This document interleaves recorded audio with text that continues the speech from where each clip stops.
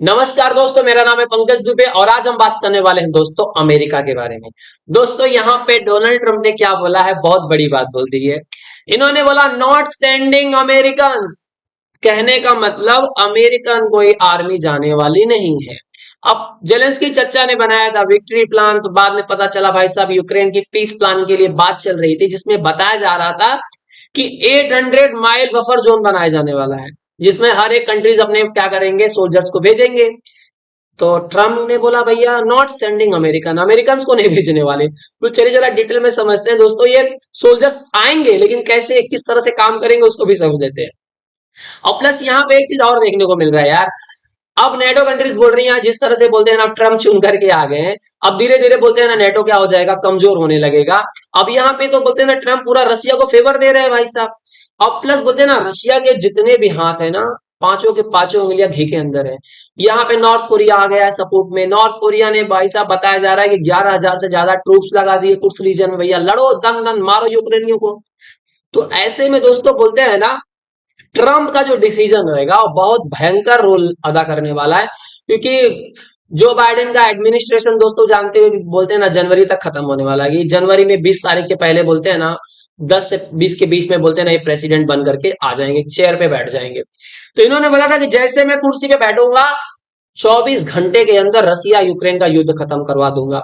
इनका क्या कहना है देखिए, कि जो ये बोलते हैं ना, ये आपने जो बनाया 800 माइल बफर जोन, तो हम उसमें क्या करने वाले हैं कि हम डिप्लॉय कर देंगे यूरोपियन सोल्जर्स को to establish an 800 mile buffer zone between Russian and Ukrainian forces. कहने का मतलब ये बोल रहे हैं कि भैया जो बोलते हैं ना आप सोल्जर्स लगाने वाले हो रसिया यूक्रेन के बीच में, तो यहाँ पे आप बफर जोन बनाना चाहते हो, तो ठीक है आप बफर जोन बना दो यहाँ पे 800 माइल्स का। और आप क्या करना, वहां पे जो सोल्जर्स रहेंगे ना, वो आप क्या कर दो, यूरोपियन सोल्जर्स को वहां पे भेज दो, यूक्रेन की आर्मी को भेज दो। यहाँ पे आप देख सकते हो दोस्तों कि यूएस एक बोलते हैं ना एक बहुत बड़ा मेजर रोल अदा करता था इनको एड प्रोवाइड करने में। अगर बोलते हैं ना यूक्रेन आज तक युद्ध लड़ रहा था तो उसके पीछे कौन था, अमेरिका था।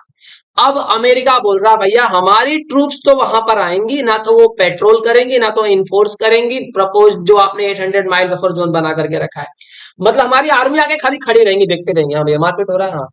तो भाई साहब बोला गया तो कौन जाएगा, आपकी आर्मी आगे खड़ी रहेगी, तो भाई साहब वहां पे कहा बोलते हैं ना बफर जोन पे पेट्रोलिंग कौन करेगा। तो बोलते हैं देखिए हम अमेरिकन मैन एंड वीमेन को भेजने वाले नहीं है भाई साहब कि अपहोल्ड पीस इन यूक्रेन।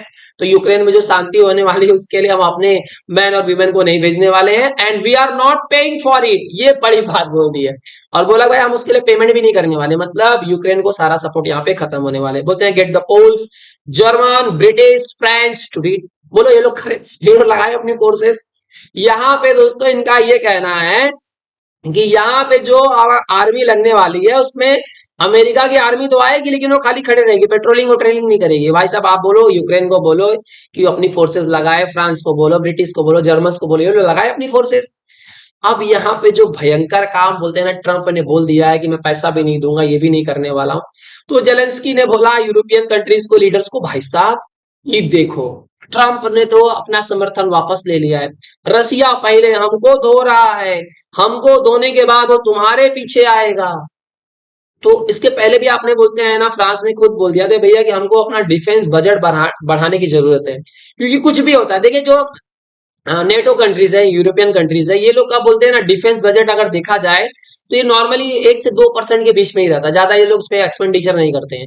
क्योंकि उनको पता है कुछ भी होगा, कोई भी हमको मारने आया हम फोन करेंगे किसको, अमेरिका को। यूएस हमको बचाने के लिए आ जाएगा, पैसा भी देगा, वेपन्स भी देगा, हम सुरक्षित है, हम क्यों करें इस पे, बोलते हैं ना डिफेंस पे बजट पे इतना एक्सपेंडिचर क्यों करें। तो अब अमेरिका ने बोला भैया सारा प्रसाद हम बांटना बंद कर दिए, तुम तुम्हारी सुरक्षा तुम देख लो।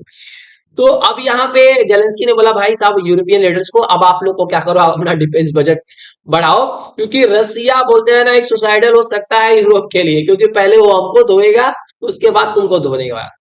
अब ट्रम्प ने बोला भाई साहब ये जो बफर जोन की जो रेस्पॉन्सिबिलिटी वो ब्रिटेन को बोल दो निभाए, और बाकी के जो यूरोपियन कंट्रीज है वो लोग सब देख ले, हम उसमें अंदर इंटरफेयर नहीं करने वाले। तो इसमें ये चीज बोला जा रहा है भाई साहब ये तो रसिया पूरा फेवर दे रहा है यूक्रेन को इस तरह से, तो रसिया क्या करेगा, पूरा यूक्रेन की टेरिटरी को पूरा बांट के पूरा मतलब चबा जाएगा पूरा।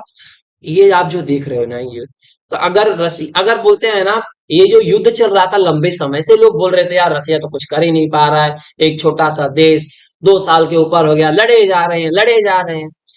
यूक्रेन खाली दिख रहा था, पीछे से पूरा नेटो लगा था, अमेरिका लड़ रहा था ये जंग को। अब अमेरिका ने सपोर्ट वापस लिया तो रसिया तो बोले 10-12 दिन के पूरा पूरा यूक्रेन पर पूरा कब्जा कर ले, पूरा मैप ही गायब हो जाए, यहाँ पे अब यूक्रेन ना दिखे, रसिया भी दिख सकता है। लेकिन हालांकि जिस तरह से बताया जा रहा है कि पुतिन ऐसा कुछ करने वाले नहीं है।